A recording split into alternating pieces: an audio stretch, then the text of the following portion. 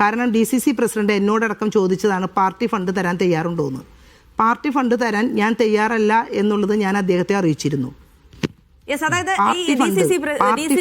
എന്റെ വ്യക്തിപരമായിട്ടുള്ള ആവശ്യങ്ങൾക്കല്ല, പാർട്ടി ചലിക്കാൻ ഫണ്ട് വേണമെന്ന് DCC പ്രസിഡന്റ് എന്നോട് ആവശ്യപ്പെട്ടിരുന്നു. അതെ അതെ, പാർട്ടി ഫണ്ട് എന്നായിരിക്കും ചോദിച്ചത്. അതില്ല എന്നുള്ളത് ഞാൻ വ്യക്തമാക്കിയിരുന്നു. അതെ, ഞാൻ പറഞ്ഞല്ലോ എത്രയോ തവണയായി ഞാൻ ആവശ്യമില്ലാതെ കുത്തി ചോദിക്കുന്നത്. ഒന്നുകിൽ നിങ്ങളുടെ ചോദ്യങ്ങൾ നിർത്തുക, അല്ലെങ്കിൽ ഞാനിത് വിഡ്രോ ചെയ്യും. നിങ്ങളോട് വ്യക്തമായി ഞാൻ പറഞ്ഞല്ലോ, സമാധാനപരമായി ഞാൻ പറഞ്ഞല്ലോ. എന്നോട് DCC പ്രസിഡന്റ് പാർട്ടി ഫണ്ട് ചോദിച്ചു. ഇനിയുള്ള നിങ്ങളുടെ നീക്കങ്ങൾ, തീരുമാനങ്ങൾ എങ്ങനെയാണ്? അതൊക്കെ ചോദിച്ചോളൂ, അത് നല്ല കാര്യം. പാർട്ടി എനിക്ക് ഒരു സസ്പെൻഷൻ ഓർഡർ അടിച്ച് എന്നെ തന്നിട്ടില്ല, ഞാൻ ഒപ്പിട്ട് കൈപ്പറ്റിയിട്ടില്ല, എന്നെ ഫോൺ കോളിൽ പോലും അറിയിച്ചിട്ടില്ല.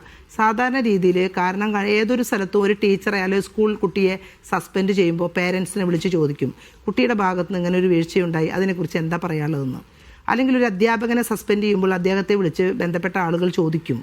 എന്നോട് ആരും ചോദിക്കാൻ പോലും ഉള്ള മര്യാദ കാണിച്ചില്ലല്ലോ. അപ്പോൾ ആരുടെയൊക്കെ വായടപ്പിക്കാൻ വേണ്ടി ചെയ്യുന്ന ഇരുട്ടിൻ്റെ മറവിലുള്ള സസ്പെൻഷൻ ഓർഡറിനെ ഞാൻ ഭയപ്പെടുകയില്ല. അത് വിചാരിച്ച് പാർട്ടിയിൽ നിന്ന് മാറി ഓടിപ്പോവുകയുമില്ല. അടിയുറച്ച പക്വതയുള്ള പാർട്ടി നേതാവായി തന്നെ പാർട്ടിയിൽ തുടരും.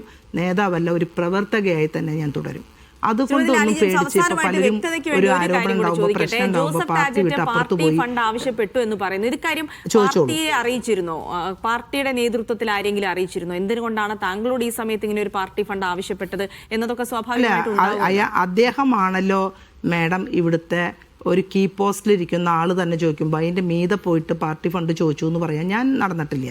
ഞാൻ അദ്ദേഹത്തോട് കൈകൂപ്പിക്കൊണ്ട് പറഞ്ഞു, സർ ഞാനൊരു വിഡോ ആണ്, ഞാൻ ഒറ്റയ്ക്ക് പണിയെടുത്ത് ജീവിക്കുന്ന ഒരാളാണ്, പിന്നെ എന്നെ സംബന്ധിച്ച് പണം ഇല്ലാത്ത കുടുംബമാണ്, പാവപ്പെട്ട കുടുംബമാണ്, എനിക്ക് പണം തരാനുള്ള അവസ്ഥ ഇല്ല എന്നുള്ളത് ഞാൻ അദ്ദേഹത്തെ അറിയിച്ചു.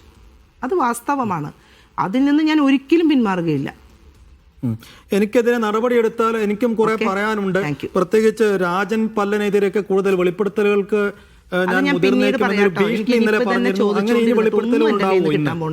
ഓക്കെ, നിങ്ങളെ എന്ത് പറഞ്ഞാലും ഘട്ടം ഘട്ടമായിട്ട് പറയേണ്ട സമയങ്ങളിൽ ഞാൻ മീഡിയ വഴി ഇനിയാണ് പൊതുജനങ്ങളെ അറിയിക്കുക.